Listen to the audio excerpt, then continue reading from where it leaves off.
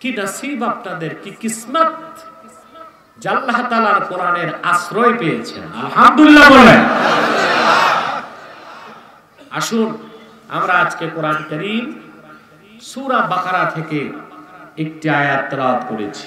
কয়টি আয়াত? 21 নম্বর আয়াত। এই আয়াতটি থেকে আল্লাহ তাআলা কি বলেছেন বান্দাকে, সেই শিক্ষাটি গ্রহণ করে আমরা আজকে বাড়ি যাব ইনশাআল্লাহ।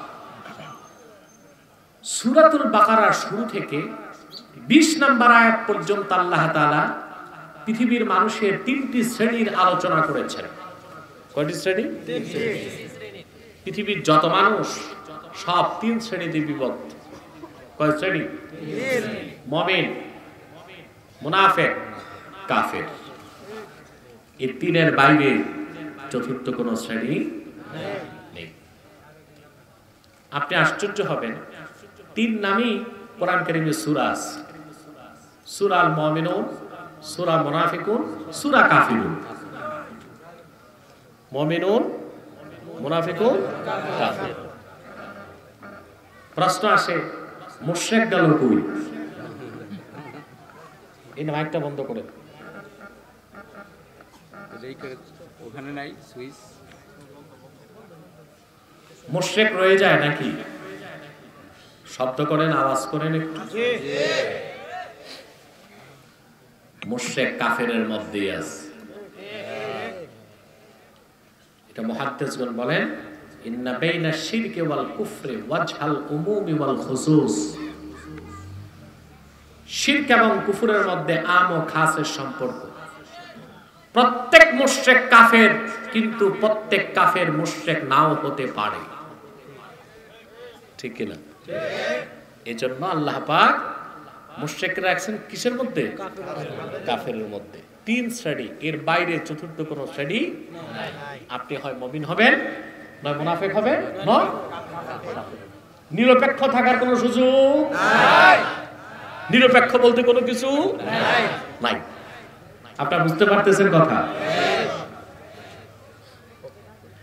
আল্লাহ তাআলা, আল্লাহ রাব্বুল আলামিন সূরাতুল বাকারা শুরু থেকে 3টি শ্রেণীর কথাই বলেছেন। মুমিনের কথা দিয়ে শুরু করলেন, কাফেরের কথা আলোচনা করলেন, মুনাফিকের কথা আলোচনা করে আল্লাহ তাআলা সিদ্ধান্ত দিয়ে দিলেন একমাত্র মুমিন নাজাত পাবে, সফলতা লাভ করবে। 20 আয়াত পর্যন্ত এই কথা আছে। শ্রেণী 3টা করলেন, মুনাফিক, মুশরিক, কাফের, জাহান্নামী, ব্যর্থ। একমাত্র সফল ইহকাল ও পরকালে মুমিন। তার নাম কি? মুমিন, ঈমানদার। এখন সেই ঈমানদারের কথা বলতে যে ঈমান আনার পরে প্রথম যে কাজ, যে দায়িত্ব, যে কর্তব্য মানুষের উপর 21 নম্বর আয়াত থেকে তা শুরু হলো। আপনারা সুবহানাল্লাহ বলবেন না? কথা এখন তো বোঝা যাচ্ছে। 21 নম্বর আয়াত থেকে আমাদের দায়িত্ব এবং কর্তব্য কি সেটা আল্লাহ তুলে ধরলেন। আমার সাথে পড়েন। ইয়া আইয়ুহান নাস উবুদু রাব্বাকুমুল্লাযী খালাকাকুম ওয়াল্লাযীনা মিন ক্বাবলিকুম লাআল্লাকুম তাত্তাকুন। আল্লাহ তাআলা গোটা মানব জাতিকে ডাক দিয়ে বললেন, ইয়া আইয়ুহান নাস, হে মানব জাতি, উবুদু রাব্বাকুম, তোমরা তোমাদের রবের ইবাদত করো। দায়িত্ব শুরু, দায়িত্ব শুরু হয়ে গেল। আল্লাযী খালাকাকুম, যিনি তোমাদের সৃষ্টি করেছেন, ওয়াল্লাযীনা মিন ক্বাবলিকুম, তোমাদের পূর্ববর্তীদের সৃষ্টি করেছেন। কেন? লাআল্লাকুম তাশতানিবুন, লাআল্লাকুম তাত্তাকুন, আই তাশতানিবুন মিনাশ শিরকি ওয়াল কুফরি ওয়াদ দানাস, যেন তোমরা শিরক থেকে, কুফর থেকে রক্ষা পাও এবং জাহান্নাম থেকে বেঁচে আল্লাহর জান্নাতে যেতে পারো। 21 নম্বর আয়াতে এর আগে কোন বিধানের কথা নাই, কোন হুকুম নাই, কোন আদেশ নাই, কোন নিষেধ নাই, এখান থেকে শুরু। সুবহানাল্লাহ। আল্লাহ পাক কেন মানুষকে তৈরি করলেন? সুবহানাল্লাহ। মানব সৃষ্টির মূল উদ্দেশ্য কি? কোরআনপন্থীদের এক দর্শন, বিজ্ঞানপন্থীদের আরেক দর্শন, ঠিক কিনা? কোরআনপন্থীদের আর বিজ্ঞানপন্থীদের। বিজ্ঞানকে যদি জিজ্ঞেস করেন, কথিত বিজ্ঞান, আল্লাহর কোরআনের বাইরে কোনো বিজ্ঞানই নাই। কথা বুঝতে পারছেন? প্রচলিত বিজ্ঞানকে যদি জিজ্ঞেস করেন মানুষ সৃষ্টি হলো কেমন, তো বলবে মানুষ নিজে নিজে সৃষ্টি হয়েছে। নাউজুবিল্লাহ। ওরা একটা গল্প তৈরি করছে, এটা বিজ্ঞানের গল্প। কার গল্প? এটা আপনারা জানেন। ওরা বলে আজ থেকে 4.5 বিলিয়ন বছর আগে, মানে 450 কোটি বছর আগে। সাউন্ডটা ক্লিয়ার করতে হবে, কানে বাজে, ক্লিয়ার করতে হবে, আওয়াজটা বাড়াতে হবে। না ঠিক আছে, মাউথ স্পিচ ঠিক আছে। হ্যাঁ, শব্দ হয় কেন?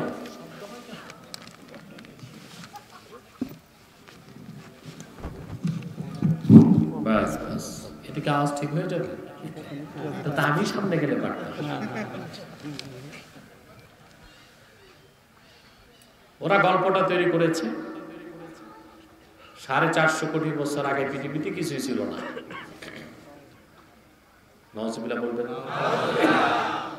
4.5 বছর আগে না, 450 কোটি বছর আগে কিছু ছিল না। কে দেখছে? কেউ তো ছিলই না। বেশ ভালো কথা। তারপর কি হলো?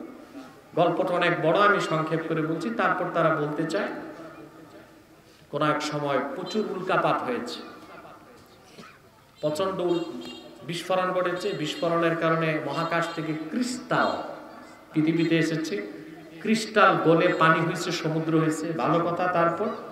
তারপর কোটি কোটি বছর পরে উল্কা বৃষ্টি হয়েছে। উল্কা বৃষ্টির কারণে মহাশূন্য থেকে oxygen, nitrogen, carbon die oxide এগুলো এসেছে। তারপর কি হয়েছে? তারপর কোটি কোটি বছর পর সমুদ্রের পানিতে এক কুশি জীব তৈরি হয়েছে। তারপর ধীরে ধীরে এটা বিবর্তনের মাধ্যমে এটা ব্যাঙের সাইজ হলো। কোটি কোটি বছর পর ব্যাঙ পানি থেকে ডাঙ্গায় আসলো। তারপর বিবর্তনের মাধ্যমে এটা বানর হলো, শিম্পাঞ্জি, ওরাংওটাং এগুলো হয়েছে। তারপর আরো প্রায়, কেউ বলে 10 কোটি বছর আগে, ওদের মধ্যে আবার মতভেদ আছে। কেউ বলে 27 কোটি বছর আগে এক সময় বানরের লেজ পড়ে গেল, বানর 2 পায়ে দাঁড়ায় হাঁটতে লাগলো, বানর মানুষ হয়ে গেছে। মানুষ মেয়াদ উত্তীর্ণ গাঁজা খাইলে এইরকম কথা বলতে পারে। ডারউইন কথা বলেছে। নাউজুবিল্লাহ। তারপরে পৃথিবীর সমস্ত বিজ্ঞানীরা একমত, ডারউইনের এই বিবর্তনবাদ কোনো সায়েন্টিফিক ফ্যাক্ট না, এটা একটা থিসিস। এটা কি? তার কল্পনা, তার ধারণা, তার অনুমান। অনুমান বা ধারণা কখনো বিজ্ঞান হয় না। পৃথিবীর 2005 সালে মার্কিন যুক্তরাষ্ট্রে বই থেকে, শিক্ষা ব্যবস্থা থেকে বিবর্তনবাদকে বাদ দিয়েছে। যে ব্রিটেনে ডারউইনের জন্ম, সেই ব্রিটেন তার শিক্ষা ব্যবস্থা থেকে বিবর্তনবাদকে বাদ দিয়েছে।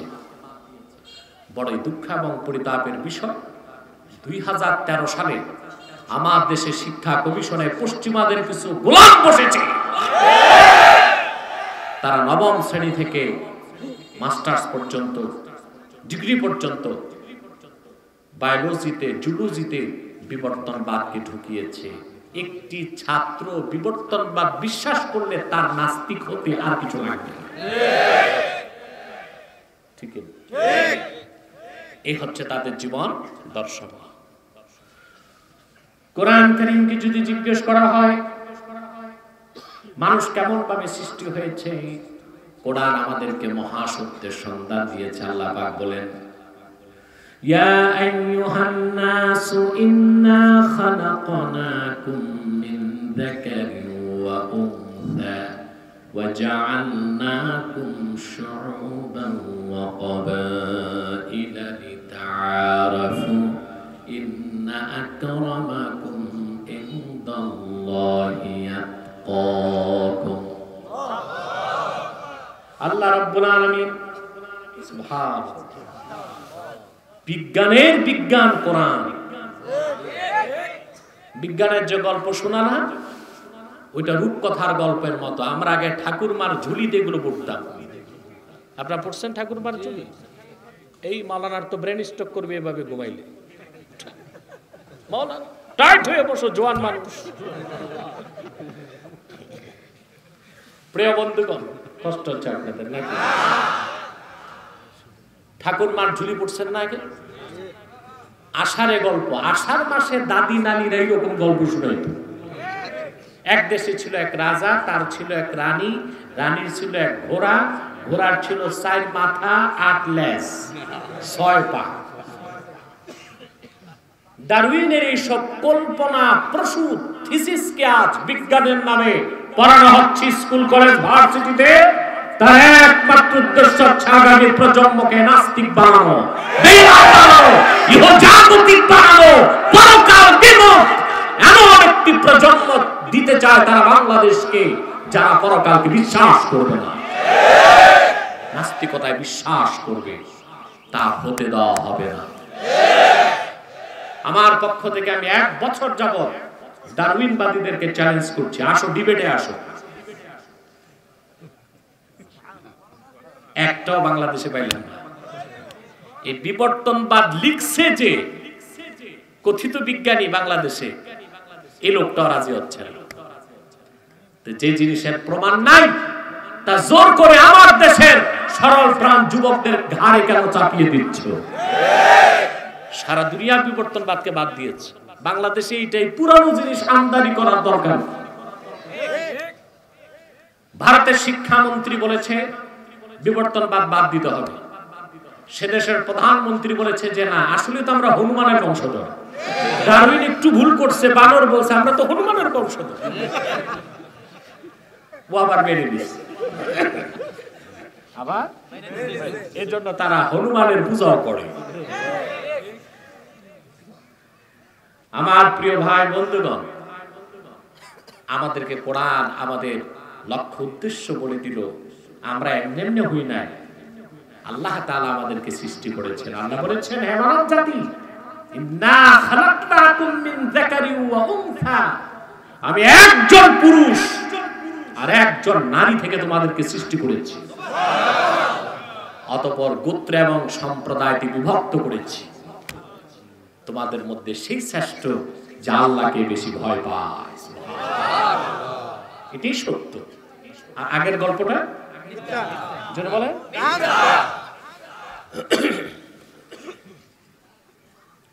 আমার ভাইরা, আল্লাহ তাআলা কথাটি অন্যত্র বলে দিচ্ছেন, ইয়া আইয়ুহান নাসু তাকু রাব্বাকুমুল্লাযী খালাকাকুম মিন নাফসিন ওয়াহিদা ওয়া খালাকা মিনহা যাওজাহা ওয়া বাথা মিনহুমা রিজালান কাসীরান ওয়া নিসা।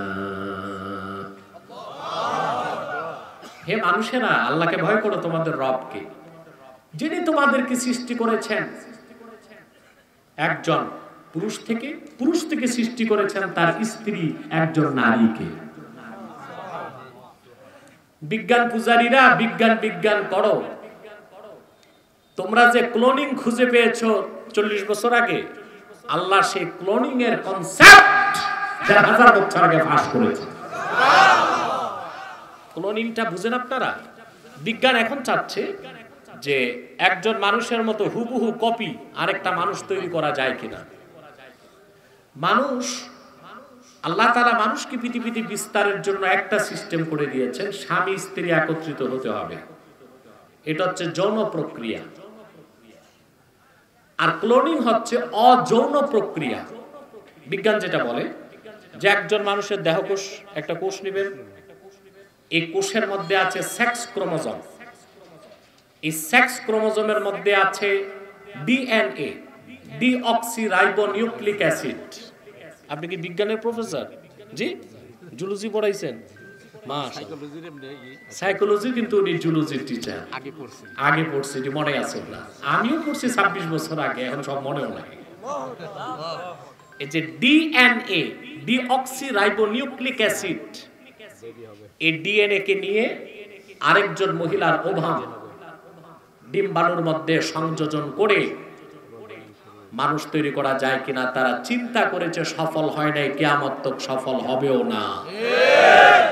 কিন্তু এই যে অযৌন প্রক্রিয়ায় মানুষ বানাবার চিন্তা ওরা করছে, সফল কোনোদিন হয় নাই, হবে না। কিন্তু দেখেন আল্লাহ তাআলা কোরআন শরীফে বলেছেন, আদমকে আমি হাত দিয়ে তৈরি করছি আর তার বউকে আদম থেকে তৈরি করছি। সেখানে প্রক্রিয়াটা কি ছিল? আদমের দেহ থেকে হাওয়া, আদমের দেহ থেকে হাওয়া। আসল শব্দটা কি? তাহলে আমরা বুঝতে পারছি যে আমাদের সৃষ্টি কে করেছেন? যারা বস্তুবাদী, সংশয়বাদী, নাস্তিক, ইহজাগতিক, যাদের আরেকটা নাম হচ্ছে ম্যাটারালিস্ট, বস্তুবাদী, পরকাল বিশ্বাস করে, ইহজাগতিক। এদের আরেক নাম হচ্ছে সেকুলারিস্ট, এদেরই আরেক নাম। যদিও এরা একটু ধোঁকাবাজি করে, কিন্তু আমার কাছে এক বুদ্ধিজীবী হেরে গেছে, দেখছেন আপনারা। সেকুলারিজম ধর্মনিরপেক্ষতার ব্যাখ্যা সে দিতে পারেনি, আমারটা মানতে বাধ্য হয়েছে। সেকুলারিস্ট মানে হচ্ছে ম্যাটারিয়ালিস্ট, বস্তুবাদী, ইহজাগতিক, পরকালের বিশ্বাস তাদের বিশ্বাস, বিজ্ঞান পূজারীদের বিশ্বাস মানুষ বানর থেকে।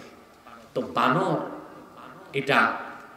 এটার উৎপত্তি জঙ্গলে, আর কোরআন বলতেছে যে না, মানুষের উৎপত্তি জান্নাতে।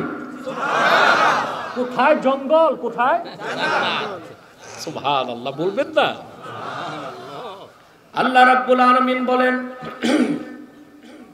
وَقُلْنَا يَا آدَمُ اسْكُنْ أَنْتَ وَزَوْجُكَ الْجَنَّةَ وَكُلَا مِنْهَا رَغَدًا حَيْثُ شِئْتُمَا وَلَا تَقْرَبَا هَذِهِ الشَّجَرَةَ فَتَكُونَا مِنَ الظَّالِمِينَ। আল্লাহ রাব্বুল আলামিন বলেন, আমি আদমকে ডেকে বললাম, তুমি এবং তোমার স্ত্রী পরমানন্দে জান্নাতে বসবাস করো, যা খুশি প্রাচুর্যের সাথে খাও। সুবহানাল্লাহ বলো। তা আমাদের আদি নিবাস বাবার বাড়ি, অনেকে চিন্তা করতেছে আমার বাড়ি, বাবার বাড়ি তো বরিশাল, কেউ ভাবতেছে নোয়াখালী, কেউ ফরিদপুর, কেউ টাঙ্গাইল, কেউ ময়মনসিংহ। না, আসলে বাবার বাড়ি কই? বাবার বাড়ি আসল বাড়ি, বাবার বাড়ি তা আমাদের আসল বাড়ি কি? কোরআন, ইসলাম মানবতাকে সমুন্নত করেছে। আল্লাহর কোরআনের বাইরে যারা মানব রচিত তন্ত্র মন্ত্র মতবাদে বিশ্বাসী, তারা মানবতাকে ভুলণ্ঠিত করেছে। তারা বলে মানুষ বানর থেকে, আর বানর জঙ্গল থেকে। কোরআন বলতেছে না, মানুষ আদম থেকে, আর আদমের তৈরি জান্নাতে। কোথায় জঙ্গল, কোথায় জান্নাত? মুসলমান কথা খেয়াল করতেছে? তারপরে আসো, আল্লাহ সুবহানাহু ওয়া তাআলা কোরআন কারীমে স্পষ্ট করে দিয়েছেন, আমরা মানুষ, আমরা আল্লাহর শ্রেষ্ঠ সৃষ্টি, আমরা আল্লাহর সুন্দর সৃষ্টি, আমরা আল্লাহর প্রিয়তম সৃষ্টি। কোরআন শরীফে আল্লাহ এটা বলেছেন। আল্লাহ রাব্বুল আলামিন বলেন, ওয়ালাকাদ কাররামনা বানি আদামা ওয়া হামালনাহুম ফিল বাররি ওয়াল বাহরি ওয়া রাযাকনাহুম মিনাত তাইয়্যিবাত। আল্লাহ রাব্বুল আলামিন বলেন, আমি বনি আদমকে গোটা সৃষ্টি জগতের মধ্যে শ্রেষ্ঠত্ব দান করেছি। শুধু তাই নয়, জল এবং স্থলে তারে কর্তৃত্ব দিয়েছি। সুবহানাল্লাহ। জলে স্থলে কর্তৃত্ব কার? অথচ মানুষ আকৃতিতে কত ছোট। একটা হাতি মানুষ থেকে কত বড়, কিন্তু সে হাতির উপর কর্তৃত্ব করে কে? ঠিক কিনা? তিমি মাছ কত বড়, যেটা নীল তিমি। একটি নীল তিমির উপরে 42টি হাতি দাঁড় করানো যায়। একটি নীল তিমির লেজে একটা হাতি দাঁড় করায় দিবেন, সে টের পাবে না এটা কি দাঁড়াইছে। এই জল এবং স্থলে কর্তৃত্ব কার? ওয়ারাযাকনাহুম মিনাত তাইয়্যিবাত। আর সবচেয়ে দামি পবিত্র জিনিসকে রিজিক হিসেবে দিয়েছে মানুষকে। প্রশ্ন হলো কেন? প্রশ্ন আসে না? এই মানুষকে আল্লাহ রাব্বুল আলামিন এত বেশি শ্রেষ্ঠত্ব কেন দিলেন? ভূপৃষ্ঠের কর্তৃত্ব কেন দিলেন? সৃষ্টি জগতের নেতৃত্ব কেন দিলেন? মানুষ সৃষ্টির মূল কারণ কি আল্লাহ পাক তা ব্যাখ্যা করে দিয়েছেন। ওয়া মা খালাতুল জিন্না ওয়াল ইনসা ইল্লা লিয়াবুদুন। মানুষ আর জিন আমি সৃষ্টি করেছি আমার ইবাদতের জন্য। বলেন সুবহানাল্লাহ। সেজন্য আল্লাহ রাব্বুল আলামিন সূরা বাকারার শুরু থেকে 20 নম্বর আয়াত পর্যন্ত পুরো একটি রুকুর মধ্যে মানব জাতির ক্লাসিফিকেশন করেছেন, শ্রেণীবিন্যাস করেছেন।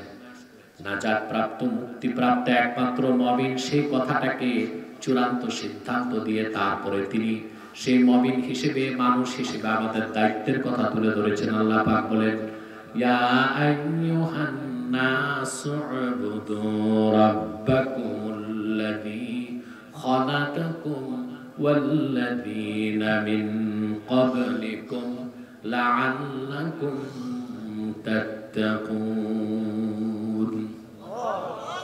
হে মানব জাতি, তোমরা তোমাদের রবের ইবাদত করো। বলেন সুবহানাল্লাহ। কয়েকটি সূক্ষ্ম বিষয় আপনাকে এখন অনুধাবন করতে হবে।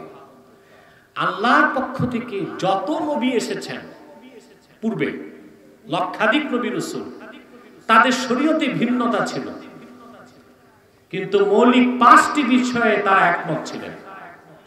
তার প্রথমটি হচ্ছে তাওহীদ। প্রথমটি কি? তাওহীদ। প্রত্যেক নবী আল্লাহর একত্বের ঘোষণা করেছেন। দ্বিতীয় যে বিষয়ে সমস্ত নবী একমত ছিলেন তা হচ্ছে মুহাম্মদ সাল্লাল্লাহু আলাইহি সাল্লাম আল্লাহর শেষ নবী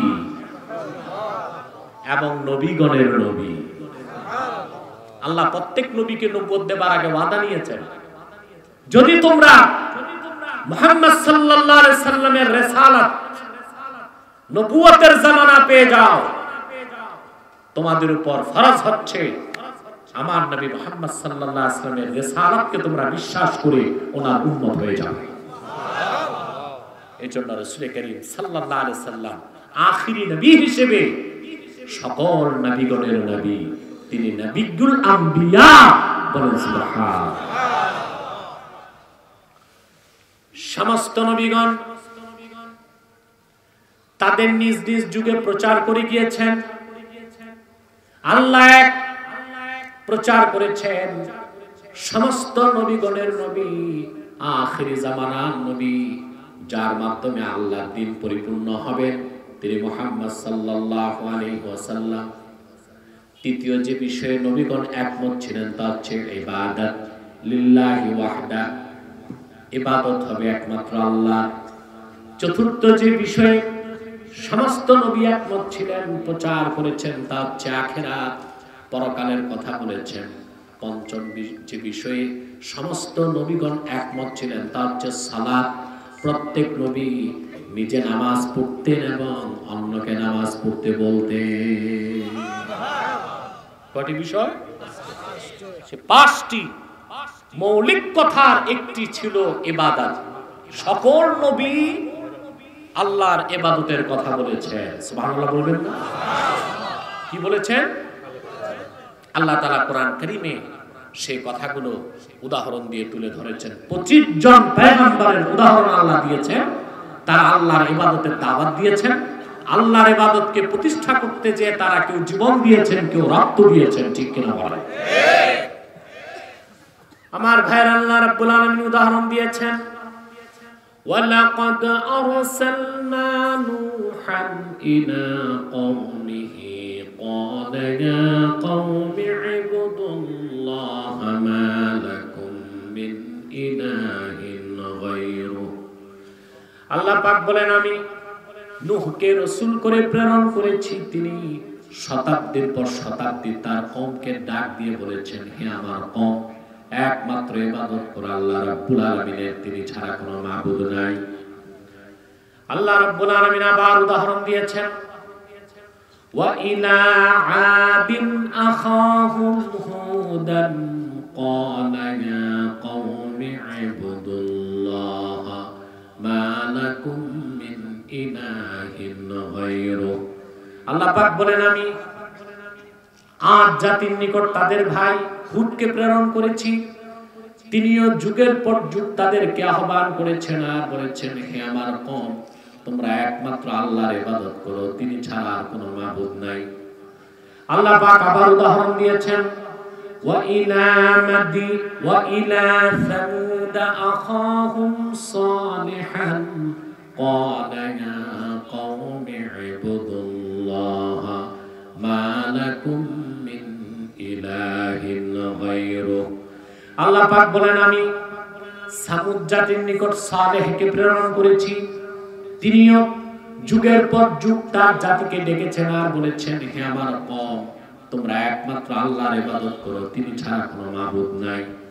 আল্লাহ পাক আবার উদাহরণ দিয়েছেন, ওয়া ইলা মাদিয়ানা আখাহুম শুআইবান ক্বালা ইয়া কওমি ইবুদুল্লাহা মা লাকুম মিন ইলাহিন গায়রুহু।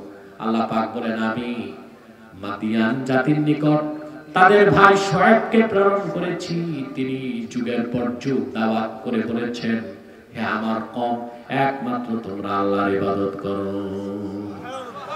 এভাবে আল্লাহর পক্ষ থেকে যত নবী এসেছেন, রাসূল এসেছেন, তারা মানব জাতিকে আল্লাহর ইবাদতের দাওয়াত দিয়েছেন। সবার শেষে এসেছেন আখিরি নবী, নবীগণের মাথার তাজ মুহাম্মদ সাল্লাল্লাহু আলাইহি ওয়াসাল্লাম। ১৫০০ বছর আগে তিনিও মানুষকে ডাকলেন কি বলে? ইয়া আইয়ুহান নাসু উবুদু রাব্বাকুমুল্লাযী খালাকাকুম ওয়াল্লাযীনা মিন ক্বাবলিকুম লাআল্লাকুম তাত্তাকুন। হে বিশ্বের মানুষ, তোমরা তোমাদের রবের ইবাদত করো। চিন্তা করেন, পূর্বের নবীদের আহ্বানে আর রাসূল করিম সাল্লাল্লাহু আলাইহি ওয়াসাল্লামের আহ্বানে কত পার্থক্য।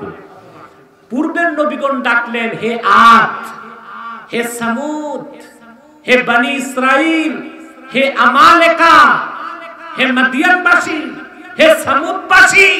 রাসূলুল্লাহ বলেন নাই হে কুরাইশবাসী, মক্কাবাসী, বলেছেন হে মানব জাতি। কারণ পূর্বের সমস্ত নবী ছিলেন আঞ্চলিক নবী। আমার রাসূল, তোমার রাসূল বিশ্ব নবী, গোটা সৃষ্টি জাহানের নবী। সুবহানাল্লাহ। রাসূল করিম সাল্লাল্লাহু আলাইহি সাল্লাম শুধু মক্কাবাসীকে ডাকেন না, কারণ তিনি রাহমাতুল লিল আলামিন হিসেবে পৃথিবীর সকল যুগের, দেশের, বর্ণের, বংশের মানুষের জন্য হেদায়েতের চূড়ান্ত নূর কোরআন কারীম নিয়ে এসেছেন। বলেন সুবহানাল্লাহ। সেজন্য আহ্বানটা ছিল কি? বিশ্ববাসী, মানব জাতি। বলেন সুবহানাল্লাহ। সাউন্ডটা ভালোই আছে, একটু বাড়ানো যায়? একটু বাড়াও। প্রিয় ভাই বন্ধুগণ, আমি খুব দ্রুত বিষয়টি আপনাদের সামনে উপস্থাপন করছি, আশা করি সহজে বুঝবেন। তবে সময় খুব কম নেব, আমি শারীরিকভাবে অসুস্থ। আর মেন রোড থেকে এত ভিতরে আমি তা জানি না।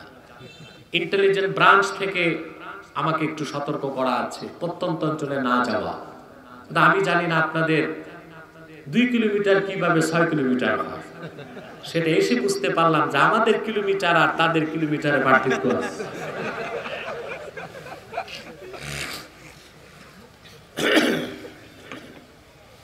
প্রিয় ভাই বন্ধুগণ, যে কথা বলছিলাম, তাহলে আল্লাহ রাসূল সাল্লাল্লাহু আলাইহি ওয়াসাল্লাম ডাক দিলেন, হে মানব জাতি, আল্লাহ যেমন সবার রব, আল্লাহর হাবিব সবার জন্য, সুবহানাল্লাহ, তিনি সবার রাসূল, সুবহানাল্লাহ। আর এই কোরআন শুধু মুসলমানের জন্য আসে নাই, সারা মানব জাতির জন্য এসেছে, ঠিক কিনা? আল্লাহ রাব্বুল আলামিন বলেন, শাহরু রমাদানাল্লাযী উনজিলা ফীহিল কুরআনু হুদাল লিন-নাস। এই কোরআন হুদাল লিন-নাস, গোটা মানব জাতির জন্য হেদায়েতের বাহন। সুবহানাল্লাহ। কথাটি কেন বললাম? একমাত্র পৃথিবীতে ধর্ম প্রচারের বৈধ দাবিদার মুসলমান, আর কারো ধর্ম প্রচারের অথরিটি তার ধর্ম তাকে দেয় না। আবার বলছি কথাটা, একমাত্র পৃথিবীতে ইসলাম প্রচারের অধিকার রাখে মুসলমান। মুসলমানকে অধিকার কোরআন দিয়েছে। অন্য কোন ধর্মের মানুষ ধর্ম প্রচার করবে, সেই অধিকার তার ধর্মই তাকে দেয় না। যেমন হিন্দুদের এটা কোনো ধর্ম না, এটা একটা কালচার, এটা কি সংস্কৃতি। তারপর সেখানে আবার লেখা আছে তাদের ধর্মগ্রন্থে, অহিন্দু কোনোদিন হিন্দু হইতে পারবে না। তো ধর্ম প্রচারের সুযোগ নাই। তারা ধর্ম প্রচার করে খ্রিস্টান, কারা করে? খ্রিস্টান। খ্রিস্টানদের বাইবেলে লেখা আছে, জেসাস, যীশু খ্রিস্ট নিজেই বলেছে, আমাকে প্রেরণ করা হয়েছে বনি ইসরায়েলের হারানো মেষগুলোকে উদ্ধার করতে। তাহলে জেসাস বা যিশু বা ঈসা তার বক্তব্য বুঝিয়ে দিলেন, তিনি শুধু ছিলেন বনি ইসরায়েলের জন্য। একে তো তার ধর্মই রহিত হয়ে গেছে, দ্বিতীয়ত তো তার ধর্ম বনি ইসরায়েলের বাইরে কারো কাছে পৌঁছানো ঈসার ফতুয়ায় না যায়। তো খ্রিস্টানদের ধর্ম প্রচারের অধিকার আছে না, অথচ সারা বাংলাদেশে খ্রিস্টানরা অবাধে ধর্ম প্রচার করছে। এটা ধর্মের নামে অধর্মীয় কাজ হচ্ছে, এটা বন্ধ করা হচ্ছে।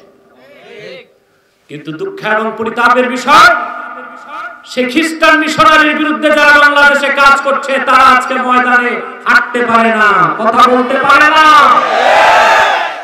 কেন যেন তারা কারাগারে বন্দী। আমি মাওলানা জুবাইরের ইঙ্গিত দিচ্ছি, প্রচলিত আইনে তিনি যদি অপরাধী হন, শাস্তি হোক, কিন্তু জামিনে মুক্তি দেওয়া তো উচিত। তাকে ভিতরে অন্তরীণ রেখে খ্রিস্টানদেরকে যদি ধর্ম প্রচারের সুযোগ দেওয়া হয়, তারা পার্বত্য চট্টগ্রাম ভবিষ্যতে বাংলাদেশের একটি অংশ নাও থাকতে পারে। বাংলাদেশে যারা খ্রিস্টান মিশনারি পরিচালনা করছে, তারা ইসলামের শত্রু, মুসলমানের শত্রু। লক্ষ লক্ষ মুসলমানের রক্ত অর্জিত স্বাধীন বাংলাদেশের স্বাধীনতার শত্রু। অতএব ইসলামের সুমহান স্বার্থ রক্ষায়, মুসলমানদের মৌলিক অধিকার আদায়ে, দেশের স্বাধীনতাকে রক্ষার জন্য খ্রিস্টান মিশনারির কার্যক্রম বাংলাদেশে বন্ধ করতেই হবে, করতেই হবে।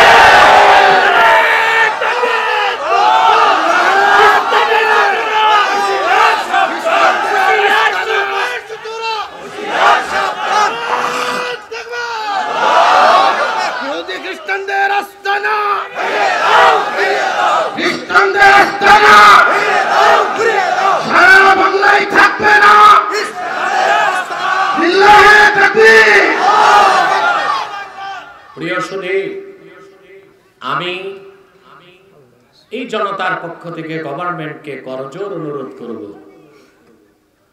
মাওলানা জুবায়ের সহ যারা খ্রিস্টান মিশনারির বিরুদ্ধে কাজ করে গেছে বাংলাদেশে, তারা তো স্বাধীনতার অতন্দ্র প্রহরী, দ্বীনের খাদেম। যদি তাদের কোনো কৌশলে বা পদ্ধতিতে ভুল থাকে, বিচার হোক, অন্তত জামিনে মুক্তি দেওয়া উচিত, ঠিক কিনা? যদি একদিকে ইসলামের পক্ষে যারা প্রচারক, তাদেরকে যদি বাক স্বাধীনতা দেওয়া না হয়, মুক্তভাবে ইসলাম প্রচারের সুযোগ দেওয়া না হয়, তাহলে পশ্চিমাদের মদত পুষ্ট সমস্ত কুফরি ও তাগুতি শক্তি, বিশেষ করে খ্রিস্টান মিশনারি বাংলাদেশে তাদের কালো হাত বসিয়েছে। এমন একদিন আসতে পারে পূর্ব তিমুরের মতো তারা বাংলাদেশের কোন একটি অঞ্চলকে খ্রিস্টান রাষ্ট্র বানাবার আওয়াজ তুলতে পারে।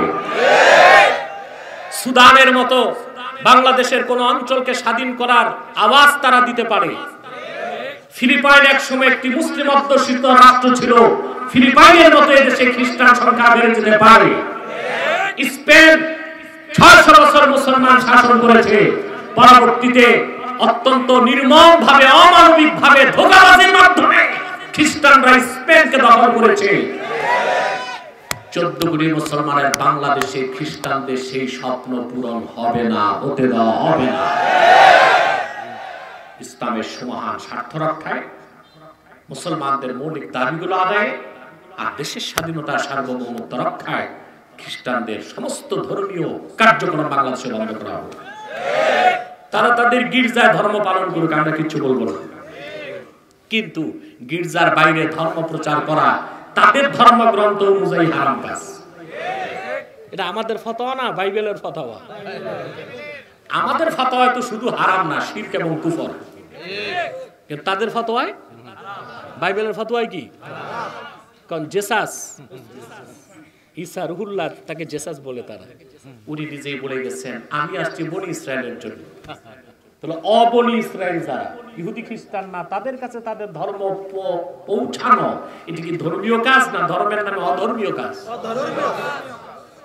একমাত্র ধর্ম প্রচার করবে কারা? বলেন কুনতুম খায়রা উম্মাতিন উখরিজাত লিন-নাস তা'মুরুনা বিল মা'রুফি ওয়া তানহাউনা 'আনিল মুনকার। তোমরাই শ্রেষ্ঠ জাতি, তোমাদের বের করা হয়েছে লিন-নাস, গোটা মানব জাতির জন্য। সুবহানাল্লাহ বলবেন না? তাহলে রাসূল করিম সাল্লাল্লাহু আলাইহি ওয়াসাল্লাম আল্লাহর ইবাদতের দিকে মানুষকে ডাকলেন। ডাকটা ছিল সার্বজনীন, ডাকটি ছিল বিশ্বজনীন। ইয়া আইয়ুহান নাস, হে মানব জাতি, ওয়াবুদু রাব্বাকুম, তোমরা তোমাদের রবের ইবাদত করো। এখন আসেন, সে ইবাদত করবেন? বড় গলায় বলেন ইনশাআল্লাহ। এখন এই ইবাদতের অর্থ কি এটা ব্যাখ্যা করে দিচ্ছি। আপনার পিছনে কথা বলবেন না। প্রিয় সুধী, আল্লামা ইমাম বাগাবী রাহমাতুল্লাহ মাআলিমুত তানজিলে ইবাদত শব্দের অর্থ লিখেছেন। ইবাদত হচ্ছে আল ইতাআতু মা'a যিল্লাতি ওয়াল খুদু', একনিষ্ঠ চিত্তে নিজকে তুচ্ছ মনে করার দ্বারা আল্লাহ তার রাসূলের আনুগত্যকে মানার নাম ইবাদত। সুবহান। এটা ইসলামের অনেক বড় একটা জিনিস। তিনটি জিনিস মিলে দ্বীন ইসলাম, ঈমান, ইসলাম, ইহসান, তিনে মিলে দ্বীন ইসলাম। এটা আপনি ইউটিউবে পাবেন, আমার পূর্ণাঙ্গ দ্বীনের ব্যাখ্যা এই নামে একটা আলোচনা আছে। কথা বুঝতেছেন? তাহলে এই যে ইবাদত, এর অর্থই হচ্ছে নিজকে তুচ্ছ মনে করার দ্বারা আল্লাহ ও তার রাসূল সাল্লাল্লাহু আলাইহি ওয়াসাল্লামের আনুগত্যকে মেনে নেওয়া। ইমামে বাইজাবি রাহমাতুল্লাহি আলাইহি ইবাদত শব্দের ব্যাখ্যায় লিখেছেন, ইবাদত শব্দটা এসেছে তারিকুল মা'বাদ থেকে। তারিকুল মা'বাদ বলা হয় যে পথ বানানো হয় না, মানুষের পদাঘাতে তৈরি হয় পথ, সেটাকে বলা হয় তারিকুল মা'বাদ, মেঠো পথ। কি পথ? আপনাদের গ্রামে পথ আছে মেঠো পথ, ওটা কি রোলার দিয়ে বানায় সিটি কর্পোরেশন? মানুষ চলতে চলতে পায়ের আঘাতে পথ তৈরি হয়ে যায়। সে তারিকুল মা'বাদ থেকে ইবাদত, অর্থাৎ বান্দা আল্লাহর গোলামির ক্ষেত্রে ওই রকম তারিকুল মা'বাদ হয়ে যাবে। সুবহানাল্লাহ। তার নিজস্ব ইচ্ছা বলে কোনো কিছু থাকবে না। 3 নাম্বার হচ্ছে ইবাদতের ব্যাখ্যা করেছেন হাফেজ জালালউদ্দিন সুয়ুতী রাহমাতুল্লাহ। তিনি ব্যাখ্যা করেছেন ইবাদত হলো ইমতিসালুল আওয়ামির ওয়া ইজতিনাবুন নাওয়াহি, কোরআন হাদিসের সব হুকুমকে মানা আর সব নিষেধকে ছাড়া, তার নাম হলো ইবাদত। বলেন সুবহানাল্লাহ।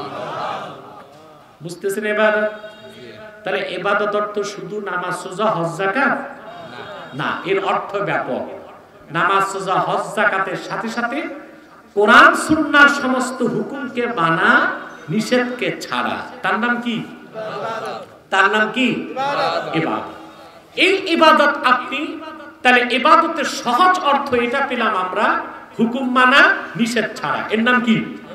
জোরে বলেন।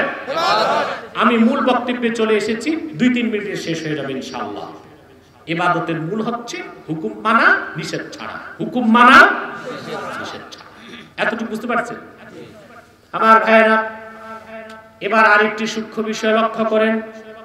আল্লাহ পাক এখানে ইবাদতের কথা বলার সময় রব শব্দ কেন আনলেন? আল্লাহ তো শব্দটা নিজের বড় নামটা নিতে পারতেন, ইয়া আইয়ুহান নাস উবুদুল্লাহ, তোমরা আল্লাহর ইবাদত করো, তা কেন বললেন না? রাব্বাকুম বলে নিজের রুবুবিয়তের কথা কেন বললেন? তার কারণ হচ্ছে রবের রুবুবিয়তকে বান্দা তার উবুদিয়াতের মাধ্যমে দ্রুত চিনতে পারে। আল্লাহ তাআলা ইঙ্গিত করলেন, বান্দা তোর রব আমি, তোর রব আমি, আর তুই আমার আব্দ, তুই আমার আব্দ। আব্দ মানে হচ্ছে রবের গোলামি করবে, আব্দের আর কোনো কাজ। সেজন্য আমার আবার রব শব্দের ব্যাপক তাফসীর, এটা সূরা ফাতিহার তাফসীরে শুনে নেবেন। আজকে তো অত সময় নাই, আমি শুধু সংক্ষেপে বলে যাচ্ছি। তাহলে এই জন্য আল্লাহ তাআলা ইয়া আইয়ুহান নাস উবুদুল্লাহ বলেন নাই, ইয়া আইয়ুহান নাস উবুদু রাব্বাকুম বলেছেন। রব কাকে বলা হয়? সুবহানাল্লাহ, সুবহানাল্লাহ। আর রাব্বু বিমা'না তারবিয়া হিয়া তাবলীগু শাইই ইলা কামালিহি শাইআন ফাশাইআ। রব শব্দটা তারবিয়াতের অর্থে আসে। তারবিয়াত হচ্ছে অস্তিত্বহীনকে অস্তিত্ব দান করার পরে হঠাৎ সৃষ্টি না করা, ধাপে ধাপে, ক্রমে ক্রমে, ধীরে ধীরে, আস্তে আস্তে সৃষ্টিকে তার পূর্ণতায় পৌঁছে দেওয়া। এই সবটুকু কাজকে বলা হয় তারবিয়া। এই কাজ যিনি করেন তাকে বলা হয় রব। আল্লাহ হচ্ছেন রব্বুল আলামিন। সুবহানাল্লাহ, সুবহানাল্লাহ। খেয়াল করেন, রবকে সহজে চিনার ব্যবস্থা কোরআন। সুবহানাল্লাহ। এখানে যার বয়স 50, কত? 51 বছর আগে আপনার কি পরিচয় ছিল? নাম ছিল সলিমউদ্দিন, কলিমউদ্দিন, ভুইয়া, চৌধুরী, চ্যাটার্জি, ব্যানার্জি। আপনার একটা নাম ছিল কিছুই না। কি নাম ছিল? আল্লাহ পাক কোরআন কারীমে বলেন, হাল আতা আলাল ইনসানি হিনুম মিনাদ দাহরি লাম ইয়াকুন শাইআন মাযকুরা। মানুষের জীবনে এমন একটি মুহূর্ত কি আসে নাই মানুষটি উল্লেখযোগ্য কোনো বস্তুই ছিল না, কিছুই না ছিল। সেই কিছুই না থেকে এত সুন্দর মানুষ কে তৈরি করেছেন? জোরে বলেন। 1 ঘন্টায়, 1 দিনে, 1 সপ্তাহে, 1 মাসে, 10 মাসে? আল্লাহ তাআলা সূরা মুমিনুনে সে কথাগুলো বলেছেন, ওয়ালাকাদ খালাকনাল ইনসানা মিন সুলালাতিন মিন তিন সুম্মা জাআলনাহু নুতফাতান ফি ক্বারারিন মাকিন। আমি মানুষকে তৈরি করেছি মাটির সারণের চাষ থেকে, অতঃপর তাকে 1 ফোঁটা বীর্যের আকারে মায়ের সুরক্ষিত রেহেমে স্থাপন করেছি। তুম্মা খালাকনান নুতফাতা আলাকাতান ফাখালাকনাল আলাকাতা মুদগাতান ফাখালাকনাল মুদগাতা ইযামান ফাকাসাওনাল ইযামা লাহমা। অতঃপর এই মানুষকে 40 দিন পরে আমি সুবহানাল্লাহ। বীর্যের স্তর থেকে তাকে রক্তপিণ্ড বানালাম, তারপরে গোশতপিণ্ড বানালাম, তারপরে গোশতের ভিতরে হাড় হাড্ডি তৈরি করলাম, তারপরে গোশতের মসৃণ পোশাক দিয়া হাড়গুলোকে ঢেকে দিলাম, তারপরে পূর্ণাঙ্গ মানুষ রূপে তারে দুনিয়ায় পাঠায় দিলাম। ধাপে ধাপে কথা বলে না, ধাপে ধাপে ক্রমে ক্রমে। এটা তারবিয়াত। এটা কি? এটা রবের কাজ। এটা কার কাজ? রবের কাজ। তারপরে তিনি বেঁচে থাকার জন্য রিজিক দেন, অক্সিজেন দেন, অসুস্থ হলে সুস্থ করেন, চোখে দৃষ্টি দিয়েছেন, কানে শ্রবণ শক্তি দিয়েছেন, মুখে বাক শক্তি দিয়েছেন, অন্তরে অনুধাবন শক্তি দিয়েছেন, মস্তিষ্কে চিন্তা শক্তি দিয়েছেন, চামড়ায় অনুভূতি শক্তি দিয়েছেন, তারপরে অমূল্য রত্ন ইলম দান করেছেন। এসব কার কাজ? আল্লাহ। রুবুবিয়ত। আমরা আব্দ। আমরা কি? আব্দ। আব্দ যেন রবের রুবুবিয়তকে বুঝে মস্তক নত করে দেয়। এই জন্য আল্লাহ তাআলা ইবাদতের প্রথম নির্দেশে উবুদুল্লাহ বলেন নাই, উবুদু রাব্বাকুম বলেছেন, তোমরা তোমাদের রবের ইবাদত করো। তার মানে হচ্ছে আব্দ বান্দা অস্তিত্বে আসার পর থেকে তার ইবাদত করবে, এই ইবাদতের জিনজির কোনদিন তার গর্দান থেকে সরবে না। এবার আসেন, ইবাদতের শুরু হলো আলামে আরওয়াহে। কোথায়? আল্লাহ পাক প্রশ্ন করেছিলেন, আলাস্তু বিরাব্বিকুম, আমি কি তোমাদের রব নই? আমরা জবাব দিয়েছিলাম বালা। সেটা আল্লাহর আনুগত্যকে মেনে সেখানে ইবাদত করেছি। সুবহানাল্লাহ বলবেন। আদমকে সৃষ্টির পরে আল্লাহ ইবাদত চালু করলেন জান্নাতে। কোথায়? জান্নাতে। কোরআন কারীম সাক্ষী। আল্লাহ আদমকে ডাক দিয়ে বললেন, উসকুন আনতা ওয়া যাওজুকাল জান্নাহ ওয়া কুলা মিনহা রাগাদা, তুমি তোমার বউ জান্নাতে থাকো, যা খুশি প্রাচুর্যের, রাগাদা মানে ওয়াসিয়া, প্রাচুর্যের সাথে খাও, এটা আদেশ। আরেকটা নিষেধ করলেন, ওয়ালা তাকরাবা হাযিহি শাজারা, এই গাছটার কাছে যেও না। এই আদেশ আর নিষেধ এর বলে ইবাদত। আরে কাদেরকে নিয়ে বসছি আমি? মনে হয় কবরস্থানের মানুষগুলো সব উঠে আসছে। ঘুমাচ্ছেন নাকি? কে কে ঘুমান হাত উঠান। এক দুইজন হাত উঠাইছে, সে যাই হোক। তাহলে আদেশ মানা নিষেধ ছাড়া তাকে বলা হয় কি? ইবাদত। এই ইবাদতটা শুরু হলো কোথায়? আল্লাহ বলছেন বেহেশতে সবকিছু খাও, আদেশ। এই গাছটার কাছেও এটা কি? ওয়ালা তাকরাবা হাযিহি শাজারা, এই একটা গাছের কাছে যেও না, নিষেধ। এটাই ছিল ইবাদত। সুবহানাল্লাহ। তারপরে ঘটনা তো বললে কিছু বুঝবেন না, অনেক লম্বা হয়ে যাবে। আদম হাওয়া আল্লাহর হুকুমটা মানতে পারে নাই, তারা দায়ী না, দায়ী শয়তান। আমাদের মধ্যে অনেক অসতর্ক বক্তা ইচ্ছা মতো আদম আলাইহিস সালাম আর মা হাওয়াকে গালিগালাজ করে, কিন্তু তার জানা নাই সে তার বাপকে গালি দিচ্ছে, তার জানা নাই সে একজন নবীর সমালোচনা করছে। আচ্ছা, আপনার বাপ যদি খারাপও হয়, সন্তান হিসেবে তার সমালোচনা করা যায় না? এটা কি হালাল জাদার কাজ না হারাম জাদার কাজ? তা আদম আলাইহিস সালাম দোষ করছেন, এটা আমরা কেমনে বলবো? আরে এটা তো আল্লাহ বলতে পারে, আমরা বলতে পারি? বাবা দোষ করছে দাদা বলতে পারে, ছেলে না, নাতি বলতে পারে না। আদম অপরাধ করছে, ফাআসা আদম রাব্বাহু ফাগাওয়া, এটা তো আল্লাহ বলছেন। আদম নাফরমানি করছে, সীমালঙ্ঘন করছে। আরে ভাই আমি কেমনে বলবো? এটা তো আল্লাহ বলছেন। আমাকে বলতে হবে, রেফারেন্স দিতে হবে, আল্লাহ বলেছেন আদম নাফরমানি করছে, বাট আমি বলতে পারি না আদম নাফরমানি করছে। বাবার সমালোচনা এটা হালাল জাদার কাজ না। বাবা তো শুধু বাবা না, ছিলেন নবী। কথা বুঝছেন ভাই সাহেব? না ঢুকে না মাথায়? তাহলে ইবাদত শুরু কই?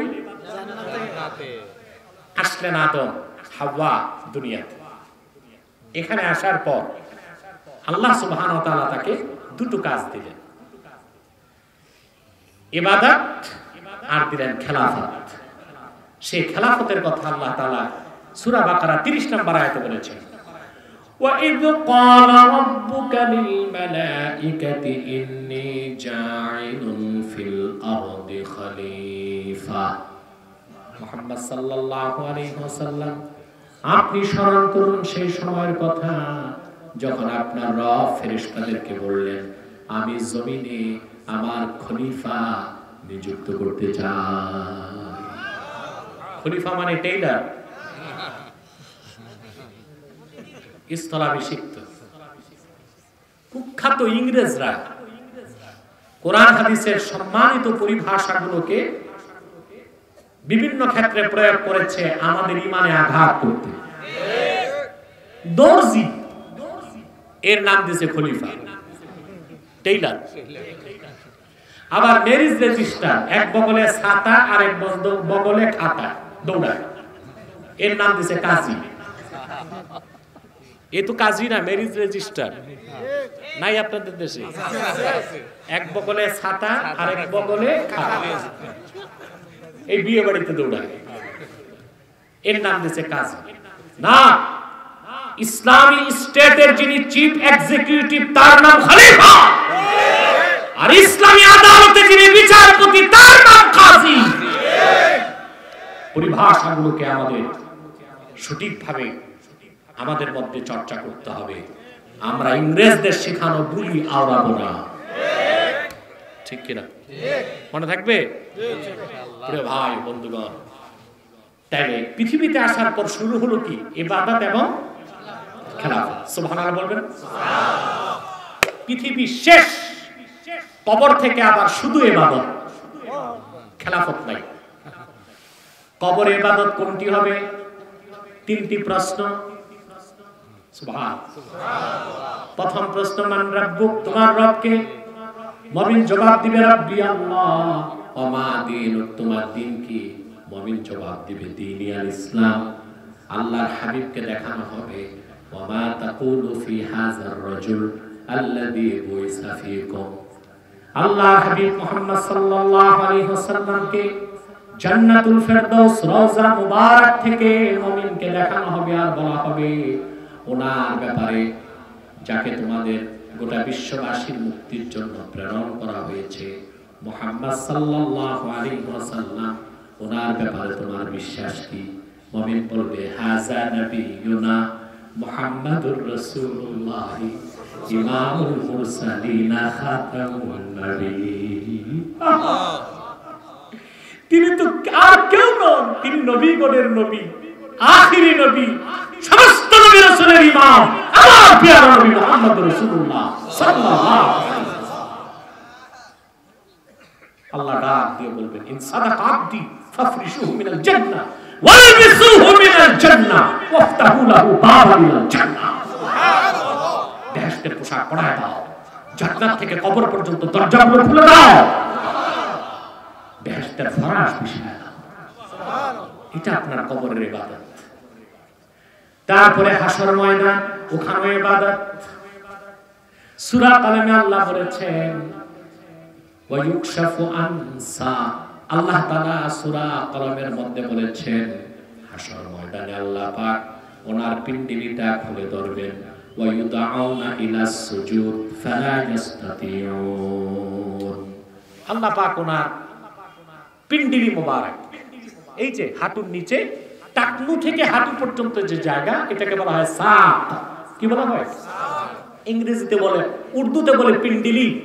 আল্লাহ তাআলা এই পিণ্ডলির একটা অংশ প্রকাশ করবেন নূরের তাজাল্লিতে, গোটা হাসর ময়দান উজ্জ্বল হয়ে যাবে। মানব জাতিকে ইউদাউনা ইলা সুজুদ বলা হবে, আল্লাহকে সাজদা করো। মুমিনরা সাজদা করবে, কাফেররা কেউ সাজদা করতে পারবে না। ইবাদত এটা হাসর ময়দানে। মুমিন চলে যাবে জান্নাতে, সেখানেও ইবাদত। তবে সেখানে নামাজ রোজা নাই, সেখানে ইবাদত কি হবে? মোল্লা আলী কারি মিশকাতে শরাবের কাতে রেখেছেন, শুধু মুমিন পড়বে আল্লাহর তাসবিহ, সুবহানাল্লাহ আলহামদুলিল্লাহ ওয়া লা ইলাহা ইল্লাল্লাহ ওয়াল্লাহু আকবার ওয়া লিল্লাহিল হামদ। এটা হবে বেহেশতে আমাদের ইবাদত। বলেন সুবহানাল্লাহ। তাহলে ইবাদত আলামে আরওয়াহে ছিল, ইবাদত জান্নাতে ছিল, ইবাদত দুনিয়াতে আছে, ইবাদত কবরে থাকবে, ইবাদত হাসরে থাকবে, ইবাদত আবার জান্নাতে থাকবে। আব্দ মানে হচ্ছে রব আমার আল্লাহর গোলামীর জিনজির গর্দানে চাপিয়ে নেওয়া। এই জিনজির কোনোদিন আর ছুটানো যাবে না। দুনিয়াতে ব্যতিক্রম শুধু ইবাদত না, খেলাফত আল্লাহ দিয়েছেন মুসলমানকে। কি দিয়েছেন? সে খেলাফত আছে আমাদের মধ্যে? ইবাদত আছে, খেলাফত নাই। এখন ইবাদত তো বুঝালাম, খেলাফত 2 মিনিটে বুঝাই দিই। 2 ঘন্টায়ও বুঝবেন না, আমি 2 মিনিটে বুঝাচ্ছি যদি আল্লাহ তৌফিক দেন। সেটা হচ্ছে ইবাদতের ব্যাখ্যা আমি আপনাদের শোনালাম। হুকুম মানা, নিষেধ ছাড়া, তার নাম ইবাদত। খেলাফত হলো হুকুম মানানো, নিষেধ ছাড়ানো, তার নাম খেলাফত। হুকুম মানানো, ছাড়ানো, তার নাম কি? খেলাফত। আমি একটা উদাহরণ দিচ্ছি। নামাজ পড়া ইবাদত। নামাজ পড়া কি? নামাজ পড়ানো খেলাফত। শরীয়তের হুকুম, যে ব্যক্তি নামাজ পড়বে না, হানাফি মাযহাব মতে তারে বেত্রাঘাত করতে হবে 25 বেত। কত বেত? 25। আমি ইঞ্জিনিয়ারিং ইনস্টিটিউটে একটা বক্তব্যে গেলাম, আমি প্রধান আলোচক ছিলাম। সেখানে কিছু বুদ্ধিজীবী ছিল। এক বুদ্ধিজীবী ছিল যিনি ইতিমধ্যে গত বছর আমার কাছে শোচনীয়ভাবে হারছে। উনিও ছিল, হারছে তো অনেক নাস্তিক বুদ্ধিজীবী, ওর মধ্যে একজন ছিল। তা আমি যখন বললাম নামাজ কায়েমের জন্য 25 বেত লাগানো শরীয়তের হুকুম, খেপে গেছে সে। না, যার খুশি সে নামাজ পড়বে, নামাজ না পড়লে 25 বেত লাগানো, এটা তো অমানবিক কাজ। পরবর্তীতে মাইক নিয়ে আমি তার জবাব দিলাম, আমার দেশে যখন মানুষ সেনাবাহিনীতে ভর্তি হয়, তার ট্রেনিং চলাকালীন ট্রেনিং এ যদি ভুল হয়, তার স্যার তাকে স্কেল দিয়ে পিটায়। এটা কি অমানবিক? ট্রেনিং নিচ্ছে, ট্রেনিং ভুল হলে সে সৈনিক হতে পারবে না। আমরা প্রতিদিন আল্লাহর তাওহীদের ঘোষণা দিচ্ছি 5 বার নামাজের মাধ্যমে, এটা একরকম ট্রেনিং। অতএব এই ট্রেনিং এ গাফলতি করলে আল্লাহর হুকুম তারে ব্যাত লাগাও, এটা অমানবিক হতে পারে না। আল্লাহ এটা বলেন নাই যে কাফের মুশরিক নামাজ না পড়লে পিটাও, আল্লাহ বলছেন মুসলমান নামাজ না পড়লে পিটাও। মুসলমান নামাজ না পড়লে পিটাও। তুমি তো আল্লাহর সৈনিক, আর সৈনিককে তার ট্রেনিং পুরোপুরি দিতে হবে, আর এই ট্রেনিং চলবে শেষ নিঃশ্বাস থেকে রাত পর্যন্ত। অতএব ট্রেনিং পিরিয়ডে, ট্রেনিং চলাকালীন ব্যর্থ খাইতেই হবে, ঠিক কিনা? এখন বলেন, আপনি নিজে নামাজ পড়বেন, ইবাদত করলেন, কিন্তু আগামীকাল ফজর নামাজ বা যোহরের পর যদি চন্দ্রা বাজারে যে নামাজ পড়ে না তারে ব্যাত লাগান, কি অবস্থা হবে? আপনি 2 ব্যাত লাগাবেন, কমসে কম 4টা ব্যাত আপনার খাইতে হবে, হবে? কিন্তু যদি আমাদের মধ্যে খেলাফত থাকতো, তাহলে এই কাজটা হতো পুলিশের। কার হতো? পুলিশ আচ্ছা মতো পিটাই দিত যে নামাজের সময় ঘরে থাক, না মসজিদে যা, বাজারে রোডে ঘোরাঘুরির কোনো সুযোগ নাই। মদ না খাওয়া কি? মদ না খাওয়া ইবাদত। এখন যে মদ খায়, ওরে মদ পানে বাধা দেওয়া খেলাফত। এখন আপনি পারবেন কালিয়াকুর যে মদের দোকান যে কয়টা আছে ভাঙতে পারবে? যদি এলাকার 40 ইমাম সাহেব 10,000 মুসল্লি নিয়ে জুমার দিন বের হয়, যে দেখবে মদের দোকানগুলোর সামনে পুলিশ ভাইরা দাঁড়ায় আছে, পাহারা দিবে কারে? পুলিশের কোনো দোষ নাই, সে প্রজাতন্ত্রের কর্মী, প্রজাতন্ত্রের গোলামি তারে করতেই হয়। ওই লোক মদ এনেছে লাইসেন্স দিয়ে এবং ট্যাক্স দিচ্ছে, তাকে পাহারার দায়িত্ব গভর্নমেন্ট নিয়েছে। এটা সিস্টেমের দোষ। কিসের দোষ?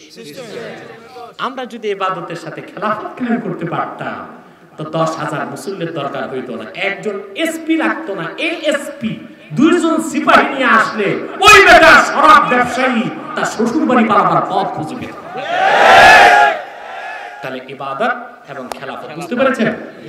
এখন আমাদের মেসেজ কি? আমাদের ইবাদতের পাশাপাশি খেলাফতের চিন্তা করতে হবে। আল্লাহ যা তৌফিক দান করুন। আমিন। সাদাকাল্লাহুল আযীম ওয়া সাদাকা রাসূলুহুন নবিয়ুল কারীম। মাদ্রাসা পাঠিয়ে দাও। ওয়া নাহনু আলা যালিকা মিনাশ শাহিদিন ওয়াশ শাকিরিন আলহামদুলিল্লাহি রাব্বিল আলামিন। এই ইউটিউবার সব দাঁড়ায় গেছে। বসো বসো বসো। আমি উঠি নাই তো, বসো। এখনই কি মাইকগুলো খুলবে কার আগে কে? এই একটা প্রিয় সুধী, এগুলো পিছিয়ে পাঠিয়ে দেন। আপনারা খুব কষ্ট করেছেন, আমি আর কষ্ট দিচ্ছি না।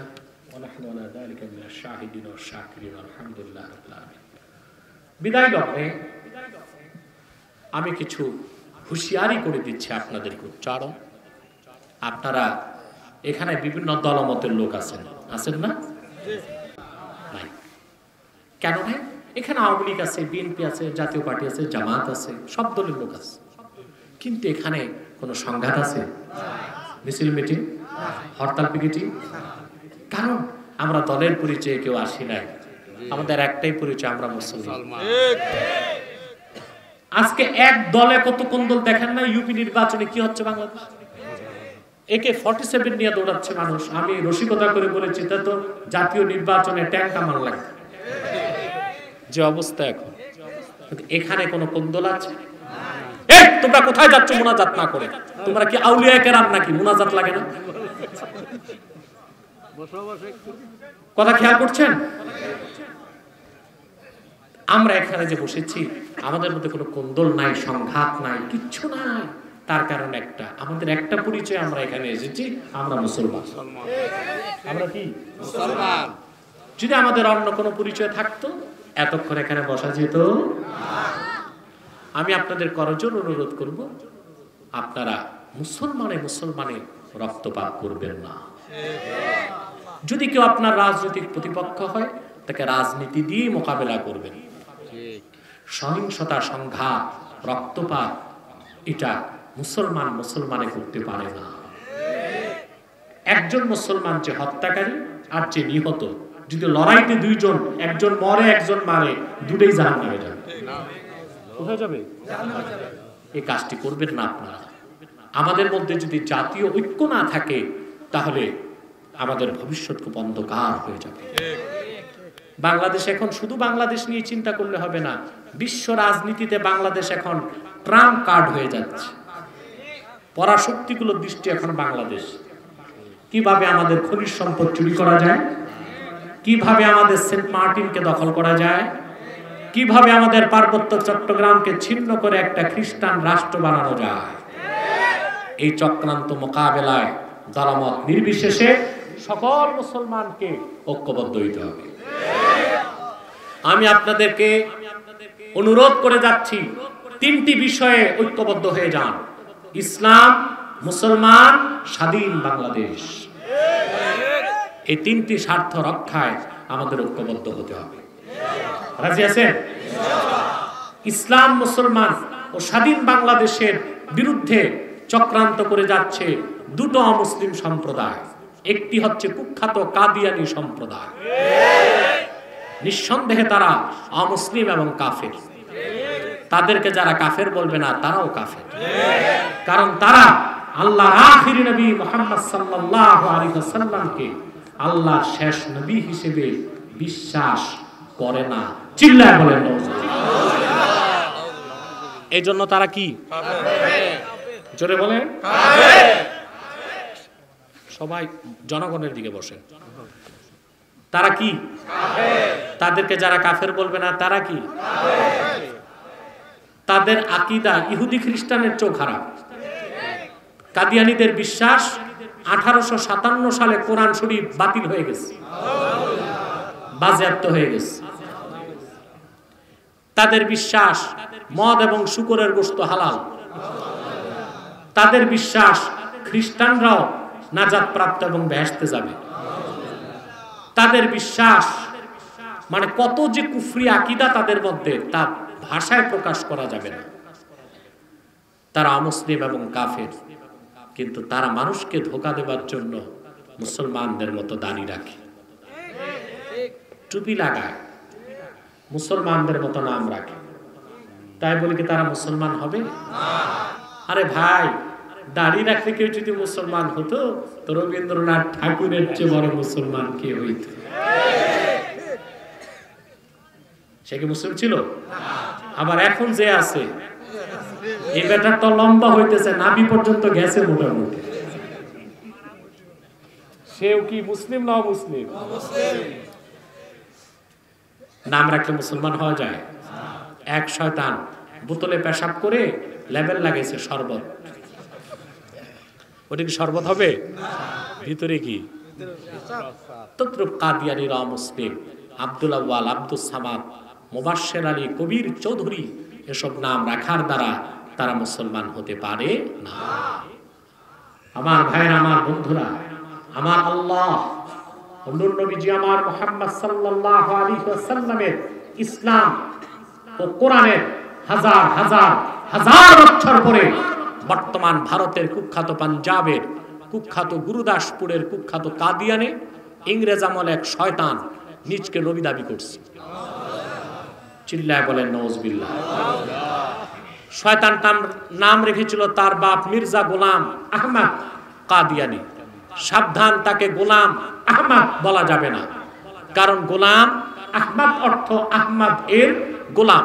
কোন কাফের কোনদিনও গোলাম আহমদ এর গোলাম হতে পারে না।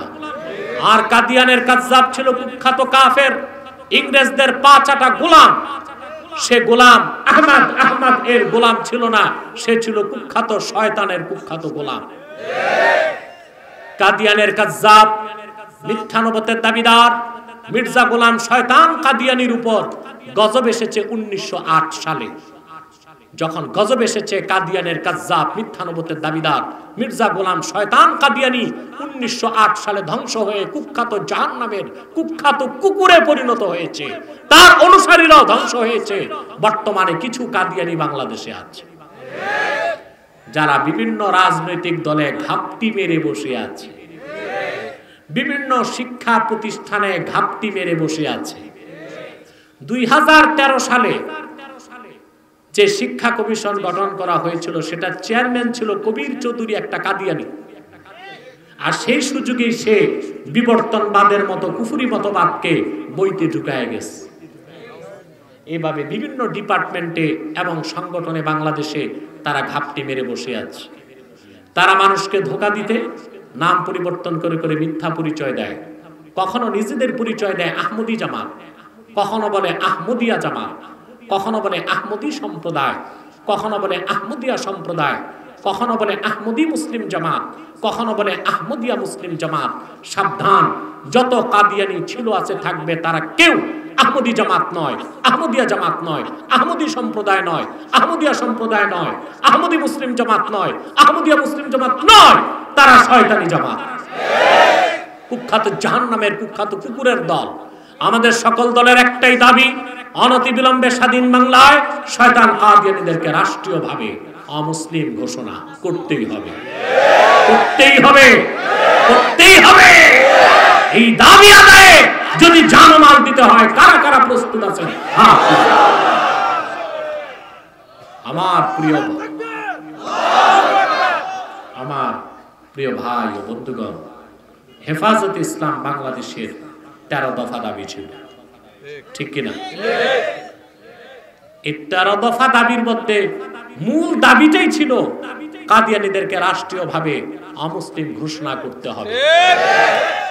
এই 13 দফার অন্তত এই একটি দফা দাবি আদায়ে সকল মাসলাকের মুসলমানকে, সকল রাজনৈতিক দলের কর্মীকে ঐক্যবদ্ধ হতে হবে। মনে থাকবে? তাদেরকে অর্থনৈতিক সহযোগিতা করবেন না, করেন করেন করেন। তাদের পণ্যগুলো কিনবেন না, প্রাণ, সিজান, আরএফএল এর পণ্য এগুলো তাদের, প্রথম আলো, ডেইলি স্টার, কালের কণ্ঠ এগুলো তাদের, এগুলো ধরবেন না, কিনবেন না, বেচবেন না। মনে থাকবে? ইসলাম মুসলমান আর বাংলাদেশের বিরুদ্ধে আরেকটি সম্প্রদায় কাজ করে যাচ্ছে, অমুসলিম, সেটার নাম ঈসাই তরিকা। এটা কি? এটা খ্রিস্টানদের একটা ছদ্ম দল। এরা বলে যে এরা মুসলমান, পরবর্তীতে মানুষকে ধোঁকা দিয়ে বলে যে আমরা ঈসার উম্মত মুসলমান। ঈসার উম্মত মুসলমান না খ্রিস্টান? বাংলাদেশে ঈসাই তরিকার সংখ্যা এখন 9.5 লাখ। কত? 9.5 লক্ষ। এরা মানুষকে যখন ধোঁকা দেয়, এদের বড় এক লিডার, এদের বড় এক নেতা কানাডাতে থাকে, এক বিশ্ববিদ্যালয়ের শিক্ষক। ওই লোকটা গত রমজানে আমার কাছে ডিবেটে হেরেছে।